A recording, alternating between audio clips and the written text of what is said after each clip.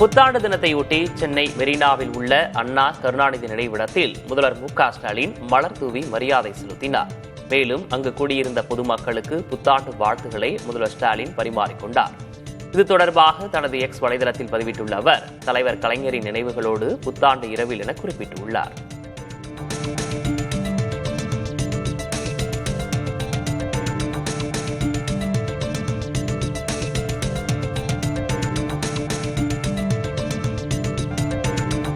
ஆட்சி முடியும் வரை கேள்வி கேட்க மாட்டார்கள் என்பதாலேயே அதிமுகவை எதிர்க்கட்சி என துணை முதல்வர் உதயநிதி ஸ்டாலின் கூறுவதாக தவேக நிர்வாகி செங்கோட்டையன் கூறியுள்ளார்.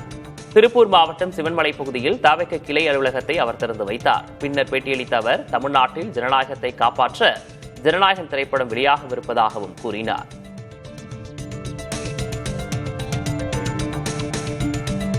வருகின்ற 9ஆம் தேதி அன்று ஜனநாயகம் இன்று தமிழகத்திலே ஜனநாயகம் சுக்குநூறாக உடைக்கப்பட்டிருக்கிறது. அதை காப்பதற்கு அந்த திரைப்படம் வர இருக்கிறது. துணை முதல்வரை பற்றி கேட்டிருக்கிறீர்கள். அவருக்கே தெரிகிறது யார் பலவீனமானவர்களை வைத்துக் கொண்டால் ஆட்சி முடியும் வரை கேள்வி கேட்க மாட்டார் என்ற நோக்கத்தோடு தான் இந்த கருத்தை அவர் வெளியெடுத்தார். தெளிவாக இருக்கிறது. எவ்வளவுதான் எடப்பாடியார் அழைத்தாலும் அழைக்க வாய்ப்பில்லை. மணலை வேறு, இன்று எல்லை வேறு. அதை மற்றவர் புரிந்து கொண்டால் சரி. கரூரில் 41 பேர் இறந்தபோது மனிதாபிமற்ற முறையில் ஓடி ஒளிந்த அறிவாளிகள் பேசுவதையெல்லாம் பொருட்படுத்த தேவையில்லை என அமைச்சர் மா சுப்பிரமணியன் தெரிவித்துள்ளார். தமிழகத்தில் கஞ்சா விற்பனை தொடர்பாக தவேக நிர்வாகி ஆதவ் அர்ஜுனா விமர்சித்திருந்த நிலையில் அது தொடர்பான கேள்விக்கு பதிலளித்த அவர், விமர்சனங்களை எல்லாம் புறந்தள்ளுவதாக கூறினார். விமர்சனத்தை எல்லாம் நான் புறந்தள்ளுகிறேன். என்னன்னா, ஒரு 42 உயிர்கள் துடிதுடிக்க இறந்து கொண்டிருந்ததை பார்த்து ஓடி வந்த ஒரு மனிதாபிமானமற்ற அந்த ஒரு மிகப்பெரிய அறிவாளி பெருமக்கள் என்னை அறிவில்லாதவன் என்று சொல்வதில் நான் அதை பொருட்படுத்த தயாராக இல்லை. போதைப்பொருள் பயன்பாட்டிற்கு எதிராக சமத்துவ நடைபயணம் என்ற பெயரில் மதிமுக பொதுச் செயலாளர் வைகோ பரப்புரை மேற்கொள்கிறார். திருச்சியிலிருந்து மதுரைக்கு வரும் 12ஆம் தேதி வரை வைகோ நடைபயணம் மேற்கொள்கிறார். திருச்சியில் இன்று தொடங்கும் வைகோவின் நடைபயணத்தை முதல்வர் மு.க.ஸ்டாலின் தொடங்கி வைக்கிறார். இந்நிகழ்ச்சியில் திமுக கூட்டணி கட்சி தலைவர்கள் பங்கேற்கின்றனர். இது தொடர்பாக திருச்சியில் செய்தியாளர்களிடம் பேசிய வைகோ, வரவிருக்கும் சட்டமன்ற தேர்தல் பரப்புரையின் தொடக்கமாக தனது நடைபயணத்தை எடுத்துக் கொள்ளலாம் என தெரிவித்தார்.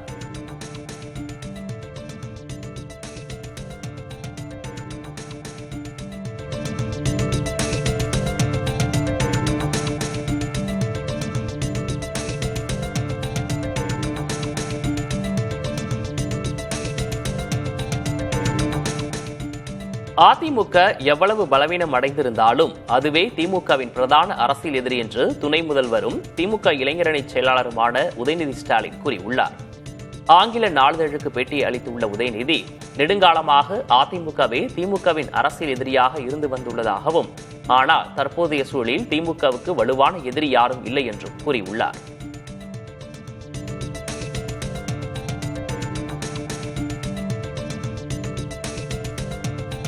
பாஜகவின் எத்தனை பி டீம்கள் வந்தாலும் அவற்றை எதிர்கொள்வோம் என்று துணை முதல்வரும் திமுக இளைஞரணி செயலாளருமான உதயநிதி ஸ்டாலின் கூறியுள்ளார். டைம்ஸ் ஆஃப் இந்தியா ஆங்கில நாளிதழுக்கு பேட்டியளித்துள்ள உதயநிதி, தமிழ்நாட்டில் திமுக உள்ளிட்ட மதசார்பற்ற சக்திகளை வலுவிழக்கச் செய்ய பாஜக அனைத்து கருவிகளையும் பயன்படுத்தும் என்பதை உணர்ந்திருப்பதாக குறிப்பிட்டார். பாஜகவின் சதித்திட்டங்களை தமிழ்நாட்டு மக்கள் உணர்ந்திருப்பதாகவும், நிச்சயமாக பாஜகவை தமிழ்நாட்டு மக்கள் தோற்கடிப்பார்கள் என்றும் உதயநிதி தெரிவித்தார். தமிழ்நாடு, புதுச்சேரி, கேரள சட்டமன்ற தேர்தலுக்காக அதிமுக சார்பில் 10,175 விருப்ப மனுக்கள் பெறப்பட்டுள்ளன. இதில் அக்கட்சி பொதுச் செயலர் எடப்பாடி கே. பழனிசாமி தங்கள் தொகுதியில் போட்டியிட வேண்டும் என கோரி 2,187 விருப்ப மனுக்களை அக்கட்சியின் தொண்டர்களும் நிர்வாகிகளும் அளித்துள்ளனர். மேலும் தமிழ்நாடு, புதுச்சேரி, கேரளா சட்டமன்ற தேர்தலில் போட்டியிட தங்களுக்கு வாய்ப்பளிக்க கோரி 7,988 விருப்ப மனுக்கள் அதிமுக தொண்டர்களாலும் நிர்வாகிகளாலும் அளிக்கப்பட்டுள்ளது.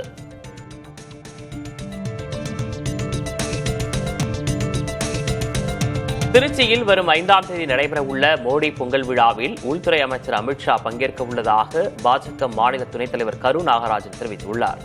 சென்னையில் செய்தியாளர்களிடம் பேசிய அவர், பாஜக மாநில தலைவர் நயினார் நாகேந்திரனின் பரப்புரை பயணத்தின் நிறைவு விழா புதுக்கோட்டையில் வரும் 4ஆம் தேதி நடைபெற உள்ளதாகவும் அதில் அமித்ஷா பங்கேற்க உள்ளதாகவும் கூறினார். நேரடியாக மன்னார்புரம் ராணுவ திடலில் ஏறத்தாழ 2000 பெண்கள் பொங்கல் வைக்கக்கூடிய மோடி பொங்கல். இந்த மோடி பொங்கல் என்பது எங்கள் கட்சியிலே மண்டல் வாரியாக நடத்த சொல்லி இங்க இருக்கிற நிர்வாகிகள் எல்லாம் ஆளுக்கு ஒரு பகுதியிலே இந்த மோடி பொங்கல் விழாவை நடத்தி கொண்டிருக்கிறோம். அதில் பிரம்மாண்டமான ஒரு விழாவாக மாண்புமிகு உள்துறை அமைச்சர் அவர்கள் கலந்து கொள்ளக்கூடிய அந்த பொங்கல் விழா 2000 பெண்கள் பொங்கல் வைக்கிற ஒரு நிகழ்ச்சி. அங்கே கிராமிய கலை நிகழ்ச்சிகள் இடம்பெறும். நமது தமிழ் கலாச்சாரத்தை எடுத்து காட்டுகிற பல்வேறு நிகழ்ச்சிகள் அங்கே இடம்பெற இருக்கிறது. அந்த விழாவிலே அவர் சரியாக ஒரு 11 மணி அளவிலே அங்கே வந்து பங்கேற்று அந்த பொங்கல் விழாவிலும் அவர் சிறப்புரை ஆற்றுகிறார்.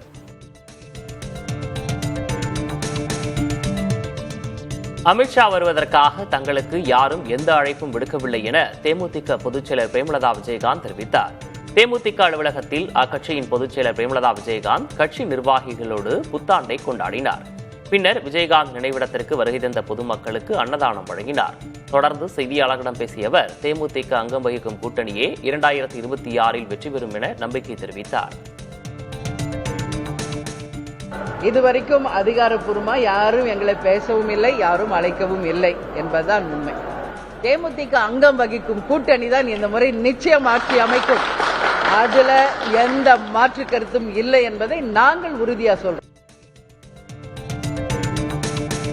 திமுக கூட்டணி நீடிப்பது சந்தேகம் என பாஜக மூத்த தலைவர் தமிழிசை சவுந்தரராஜன் தெரிவித்துள்ளார். சென்னை கே நகரில் ஆங்கில புத்தாண்டை முன்னிட்டு பாஜக சார்பில் தமிழிசை சவுந்தரராஜன் நலத்திட்ட உதவிகளை வழங்கினார். பின்னர் பேட்டியளித்த அவர், வட மாநிலத்தவருக்கு எதிராக விஷம கருத்துகள் பரப்பப்பட்டதால் அவர்கள் மீது தமிழக இளைஞர்களுக்கு கோபம் ஏற்படுவதாக குறிப்பிட்டார். திமுகவும் திமுக அரசும் தேசிய ஒற்றுமைக்கு அச்சுறுத்தலாக இருப்பதாகவும் தமிழிசை சாடினார்.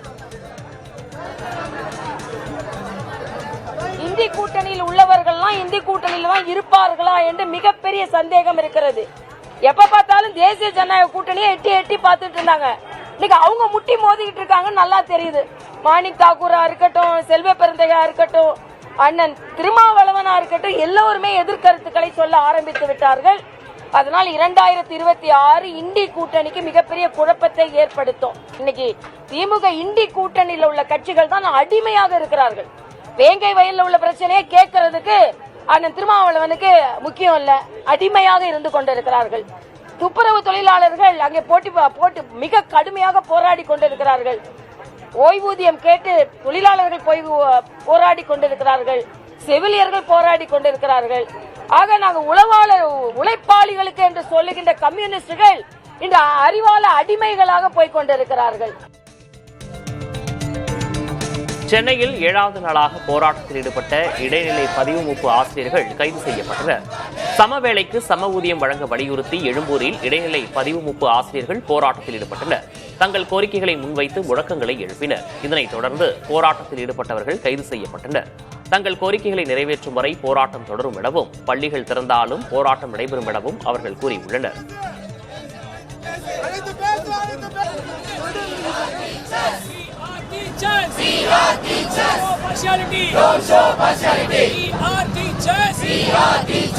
ஒரே பணி ஒரே பதவி, ஒரே பணி ஒரே பதவி, ஒரே பணி ஒரே பதவி, ஒரே பணி ஒரே பதவி. ஊதியம் மட்டும் வெவ்வேறு சொன்னீர்களே, சொன்னீர்களே, சொன்னீர்களே. சொன்னதை செய்தீர்களா, சொன்னதை செய்தீர்களா, சொன்னதை செய்தீர்களா.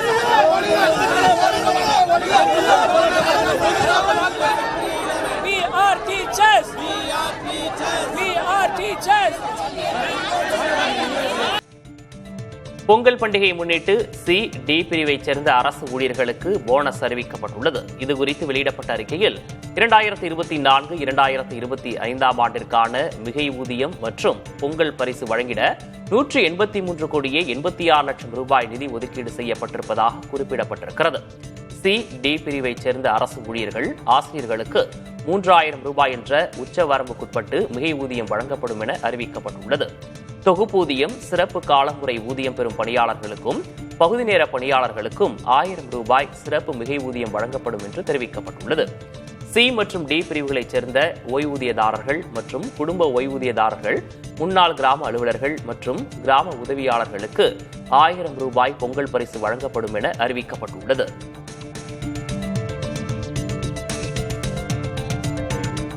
தமிழ்நாடு அரசு அறிவித்துள்ள 2026ஆம் ஆண்டுக்கான பொங்கல் பரிசு தொகுப்புடன் ரொக்க பணமும் வழங்கப்படுமா என்ற எதிர்பார்ப்பு பொதுமக்களிடையே எழுந்துள்ளது. அது குறித்து பார்க்கலாம். ஒவ்வொரு ஆண்டும் பொங்கல் பண்டிகையை முன்னிட்டு ரேஷன் அட்டைதாரர்களுக்கு 1 கிலோ பச்சரிசி, 1 கிலோ சர்க்கரை, கரும்பு அடங்கிய பொங்கல் பரிசு தொகுப்பை தமிழ்நாடு அரசு வழங்கி வருகிறது. அதேபோல் இந்த ஆண்டும் பொங்கல் பரிசு தொகுப்பு வழங்க 248 கோடி ரூபாய் நிதி ஒதுக்கீடு செய்துள்ளது தமிழ்நாடு அரசு. அதே நேரம் 2026 சட்டமன்ற தேர்தல் நடைபெற உள்ளதால் பொங்கல் பரிசு தொகுப்புடன் ரொக்க பணமும் வழங்க அரசு திட்டமிட்டுள்ளதாக கூறப்படுகிறது. 2021இல் திமுக அரசு அமைந்த பிறகு கொரோனா பெருந்தொற்று, மழை வெள்ளம் போன்ற பாதிப்புகளின் போது சென்னையில் உள்ள ரேஷன் அட்டைதாரர்களுக்கு 6000 ரூபாயும், பிற மாவட்டங்களில் 4000 ரூபாயும் நிவாரணமாக வழங்கப்பட்டது. மேலும் 2024 நாடாளுமன்ற தேர்தலுக்கு முன் பொங்கல் தொகுப்புடன் ஒவ்வொரு குடும்பத்திற்கும் 1000 ரூபாய் ரொக்கம் வழங்கப்பட்டது. இதேபோல் தற்போதும் சட்டமன்ற தேர்தல் நெருங்குவதால் பொங்கல் பரிசு தொகுப்புடன் ரொக்கம் வழங்கப்படலாம் என எதிர்பார்க்கப்படுகிறது. 2021 தேர்தலுக்கு முன்பாக அப்போதைய அதிமுக அரசு பொங்கல் தொகுப்புடன் 2500 ரூபாய் ரொக்கம் வழங்கியது. ஆனால் அதனை 5000 ரூபாயாக உயர்த்தி வழங்க வேண்டும் என அப்போது எதிர்க்கட்சியாக இருந்த திமுக வலியுறுத்தியது. 2021இல் திமுக வைத்த கோரிக்கையை இப்போதைய எதிர்க்கட்சிகள் வலியுறுத்தி வருகின்றன. அதன்படி பொங்கல் பரிசு தொகுப்புடன் ரொக்கமாக பணம் 3000 அல்லது 5000 ரூபாய் வழங்குவது குறித்து தமிழக அரசு அறிவிக்கலாம் என எதிர்பார்க்கப்படுகிறது.